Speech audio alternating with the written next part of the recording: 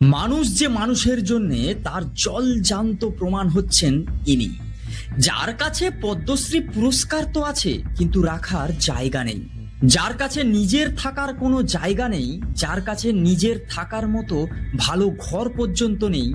সেই মানুষটার ভাবনায় সমাজ যাতে ভালো থাকে, সমাজে বেঁচে থাকা জীব যাতে ভালো থাকে, তার জন্যে গাছ লাগিয়ে বেড়াচ্ছেন। হ্যাঁ, আমি আজকের কথা বলছি পদ্মশ্রী পুরস্কার প্রাপ্ত দুঃখু মাঝিকে নিয়ে, যাকে পুরো নেট দুনিয়া গাছ দাদু নামে চেনে। ইয়েস, হ্যালো বন্ধুরা, welcome to my channel, welcome to my new video. এই চ্যানেলে এরকম আনটোল্ড স্টোরি আসতেই থাকবে প্রত্যেক সপ্তাহে। তার কারণ মিম রিভিউ বা এন্টারটেনমেন্টের পাশাপাশি এমন কিছু ভিডিও এই চ্যানেলে থাকতে চলেছে যা মানুষের জীবনে কিছু না কিছু ভ্যালু অ্যাড করবে। আশা করি এতক্ষণে একটা লাইক করে চ্যানেলটাকে সাবস্ক্রাইব করে দিয়েছেন। তাহলে চলুন ভিডিওটা শুরু করি। পশ্চিমবঙ্গের পুরুলিয়া জেলার বাঘমুন্ডি ব্লগের সিন্দ্রি গ্রামের বাসিন্দা দুঃখু মাঝি। দুঃখু মাঝি গ্রামের একজন অতি সাধারণ মানুষ। তিনি একজন বন দপ্তরের আধিকারিকের কাছে শুনেছিলেন যে গাছ নাকি অক্সিজেন দেয়, আর সেই অক্সিজেন গ্রহণ করে মানুষ তথা প্রাণী জগৎ বেঁচে থাকে, যা সমাজের জন্য খুবই ভালো।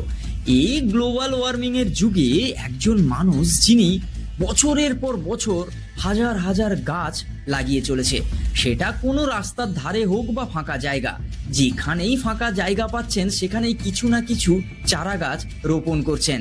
তিনি সকাল হলেই বেরিয়ে পড়েন তার প্রিয় সাইকেলটাকে নিয়ে, যার পেছনে সবসময়ের জন্য একটা বেলচা আর কোদাল বাঁধাই থাকে, আর কোনো ফাঁকা জায়গা পেলেই সেখানে চারা গাছ রোপণ করেন।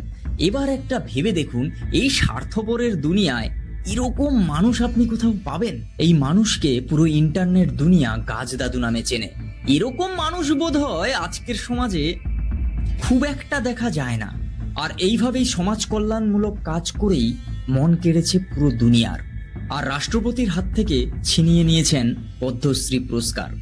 এবার ভেবে দেখুন তো, যার নুন আনতে পান্তা ফুরায়, যার থাকার মতো ঘর পর্যন্ত ভালো নেই, বৃষ্টিতে সেই স্যাঁতস্যাঁতে কাদা মাটির ওপরে খড় দিয়ে তার উপর বিছানা করে জীবন কাটছে স্বামী স্ত্রীর, কিন্তু মনটা তার সমাজকে ভালো রাখার, পরিবেশকে রক্ষা করার। আজকের যুগে দাঁড়িয়ে এরকম মানুষ আপনি একটাও খুঁজে পাবেন না। তো কেমন লাগলো আমাদের এই গাছ দাদুর গল্প? আমাদের এই গাছ দাদুই কিন্তু আমাদের বাংলা, পশ্চিম বাংলায় থাকে। তাহলে ভাবুন তো, আমাদের বাড়ির কাছেই কত এরকম মানুষ রয়েছে যারা সমাজ কল্যাণমূলক কাজ করছে, তাদেরকে আমরা রিচ আউট পর্যন্ত করি না, যতক্ষণ না তিনি সমাজের বড় কোনো পুরস্কার পাচ্ছেন বা বড় কোনো মিডিয়া হাউস তাকে আমাদের সামনে নিয়ে আসছে। এটাই হয়, বুঝলেন তো? যাই হোক, কেমন লাগলো এই গল্প অবশ্যই কমেন্ট করে জানান। আর এরকম গল্প যদি আপনারা দেখতে চান, শুনতে চান, তাহলে অবশ্যই আমাকে বলুন, কমেন্ট করুন। আমি অবশ্যই প্রত্যেক সপ্তাহে একটা করে এরকম ভিডিও নিয়ে আসার চেষ্টা করব। আর এই চ্যানেলে সব ধরনের ভিডিও আসে, ব্লগ ভিডিও আসে, মিম রিভিউ আসে, আর প্রত্যেক রবিবার প্রেম, ভালোবাসা, মন ভালো করার অনুষ্ঠান নিয়ে আমি তো থাকি।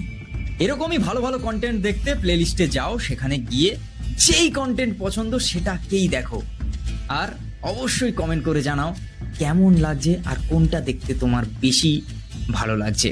তো চলো, দেখা যাচ্ছে খুব তাড়াতাড়ি নতুন একটা ভিডিও। টাটা।